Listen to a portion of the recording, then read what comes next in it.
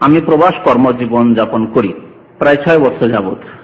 আমার উপার্জনের টাকা থেকে বা বাড়তি আয়ের টাকা থেকে 2 ভাই এবং বাপের জন্য সম্পদ করে দেওয়া ঠিক হবে কি? আপনি যদি নিজের স্বেচ্ছায় করেন সেটা আপনার পক্ষ থেকে নফল কাজ, বাড়তি কাজ করলেন। তবে এমনটা না হয় যে আপনার ছেলে মেয়ে আছে আর সব টাকা দিয়েই আপনি ভাইদের নামে করে দিলেন, এতে জুলুম হবে। এই ক্ষেত্রে আপনার পুরো এখতিয়ার নেই, 1/3 অংশ পর্যন্ত এখতিয়ার থাকতে পারে যে আমার 1/3 অংশ উপার্জন আমি ভাইদেরকে দিয়ে দিলাম, বাবাকে দিয়ে দিলাম, মাকে দিয়ে দিলাম, যা করলো তাই করলো তারা।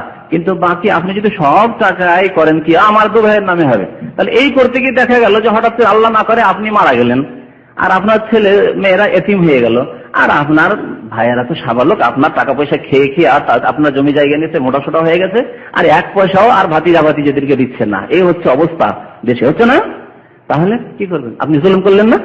আপনি কি জানেন যে কতদিন বাঁচবেন? এই টাকা দিতে থাকছেন ভাইদেরকে, আরো 10 বছর সময় পাবেন, তখন ছেলে মেয়েদের জন্য কিছু করবেন, এইরকম সুযোগ আপনার হাতে আসবে, জানা আছে? কিছু জানা নেই। সুতরাং ছেলে মেয়েদের জুলম অত্যাচার করে ভাইদেরকে দেওয়া যাবে না, তবে এতটা দেন যাতে ছেলে মেয়েদের জুলম না হয়, তাদের জন্য করেন।